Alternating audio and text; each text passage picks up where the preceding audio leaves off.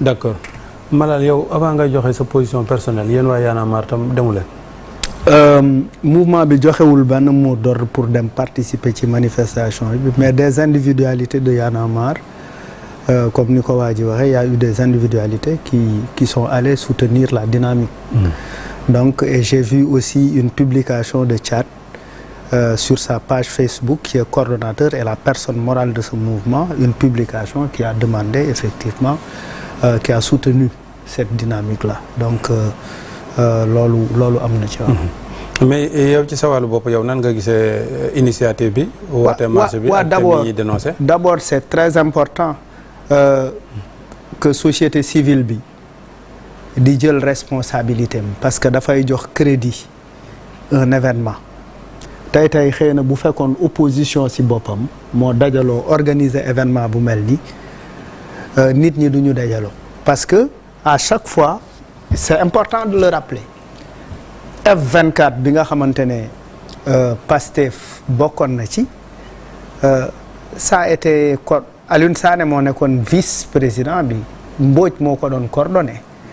Alioune Sané nekkoon vice-coordonnateur bi ça après qu'il a été envoyé en prison parce que da doon dem kër Ousmane Sonko di ko seeti donc c'est important de rappeler cela à chaque fois qu'il y a eu des problèmes à chaque fois que sénégalais yi nekk ci benn contexte bu compliqué la société civile a pris ses responsabilités regroupé wu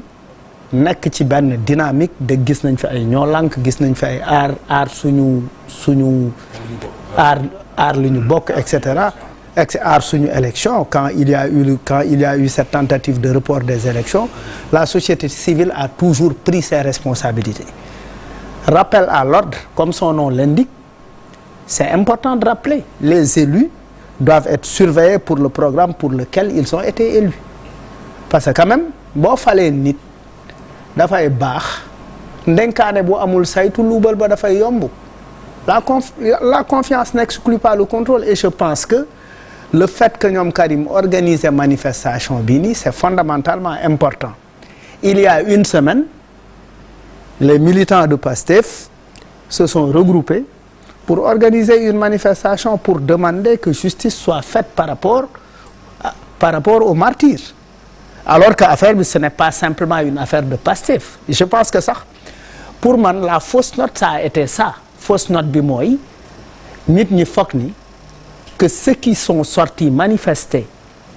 au mois de mars en 2021 ba 2024 c'est des gens de Pastef il y a des gens qui ne sont d'aucun parti politique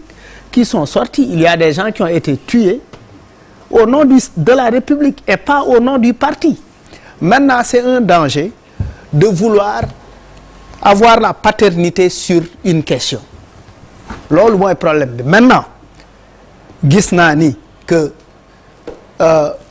cette manifestation de Pastef va être suivie d'effet dina am ay mesures yi nga xamante ne dina am ay mesures yu ñu jël pour effectivement régler ces questions-là pour fexe xool ñan ñoo def nangam ak nangam pour ñu atte leen sur ces questions-là il faut avoir le même regard sur cette manifestation-là manifestation bii am tey dafa ne les libertés sont restreintes manifestation bii am dafa ne justice su kumba am ndey ak justice su kumba amul ndey taxaw leen ci les détenus politiques et le nom de Badara Gadiaga était présent était omniprésent pancarte bu nit yëkkati sur 1000 pancartes on voit que les 90 étaient de Badara Gadiaga donc loolu lu jar a bàyyi xel la moom mooy bu yooyu amee justice dafa war a gis ni en fait il ne faut pas analyser la manif sous un angle wooy opposition moo ko organiser il faut l'analyser sur un angle ci benn angle bu gën a responsable angle bu gën a responsable mooy il y a eu une manifestation des Sénégalais de tous bords sont sortis ay Mouride lañ ay Tidiane lañ ay Layen lañ ay PDS lañ ay APR lañ peut-être sax ay waa Pastef lañ qui veulent que justice dox ci biir réew mi donc c'est important ñu analyser ko ci angle boobu loolu moo ñuy permettre ëllëg ñu mën a jël ay mesures yu am solo pour indi saafara ci cette question-là parce que garder Badara Gadiaga en prison au regard de ce qui s'est passé à mon avis amul fu mu tegu il faut le sortir de prison Abdou Nguer le garder en prison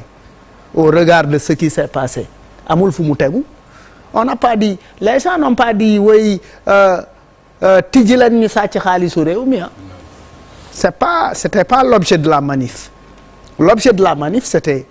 oui reddition des comptes baax na mais nañ ko teg ci effectivement yoon il faut que justice bi doxal yoon il ne faut pas qu'on protège certains et que li Karim wax dafa am solo on est à 1 an ci 1 an yi on a vu beaucoup de choses effectivement yoo xamante ne sénégalais yi jàpp nañ ni effectivement yenn sénégalais yi ou bien les lanceurs d'alerte jàpp nañ du yoon ñu taxaw dénoncer ko et ça c'est fondamentalement important et il faut pas que les gens laissent les choses traîner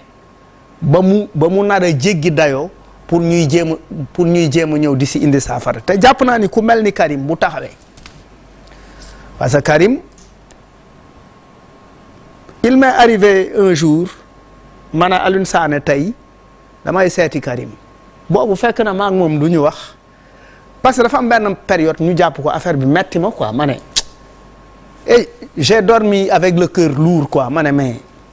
affaire bi metti na Karim il va tout le temps en prison mais cette fois-ci vraiment il faut que les gens se mobilisent pour que Karim nit ñi bàyyi ko quoi et je suis allé Sébi Ponti laa la fekkoon à l'époque je suis venu avec Alioune Sané parce que Karim indicateur la pour man ku mel ni Karim bu génnee rek di wax ak régime bu mu munti doon rek nit ñi war nañ mun a taxaw seetlu parce que dinañ ne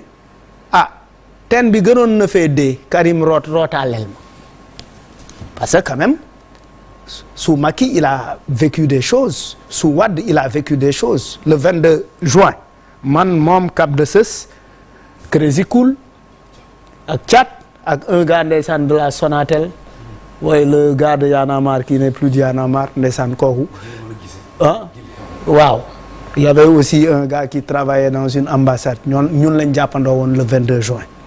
Karim ñu ñëwaat sous Macky quelque temps après il sort de Y'en a marre il crée son mouvement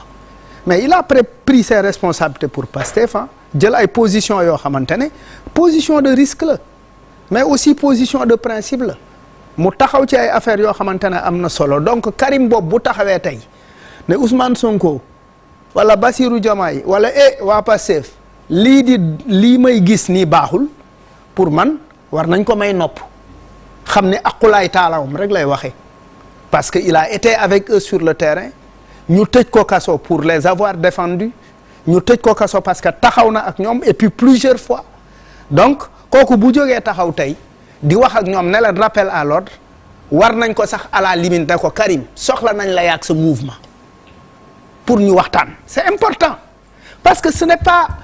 il ne faut pas se dire oui l'État a lâché du lest oui parce que finalement daw na génn oui delloo na avance parce que woo na ñoom Karim mais dans une démocratie les choses se discutent ni ngay amee gis-gisu daje ak sa waa parti pour discuter sur les questions oui des martyrs noor nga war a taxawee ne ñoom Karim li ñu yëkkati lu am solo la au lieu ma leen di bàyyi ñuy dem ci ay rassemblement mieux vaut discuter avec eux pour qu'on trouve des solutions parce que affaire bi foofu la war a toll affaire bi amul kii di xëcc fii kii di xëcc faa les extrémités ne servent absolument à rien et la radicalité oui elle peut payer un moment mais elle ne perdure pas dans la gouvernance d'un pays bu fekkee da ngay jiite la radicalité elle ne perdure pas elle a ses limites donc jàpp naa ni ñu mel ni ñoom Karim mu ngi ci ànd ak suma ay nit yu mel ni ñoom Kopa ñoom Zapata ay guerrier lañ nag ñoom ay saaba lañ Zapata man na bokkut ak seen boss jaayef ñoom boobu dañoo am Zapata suñu boss waaw rajo du moom non du boobu bi beneen Zapata la moom ak Kopa Mamadou Cissé xam nga boobu lu tax ngeen tere ko mën a fubal wala non Zapata guerrier la rek ay rapport lañ quoi ay rapport lañ booba waaw di wax que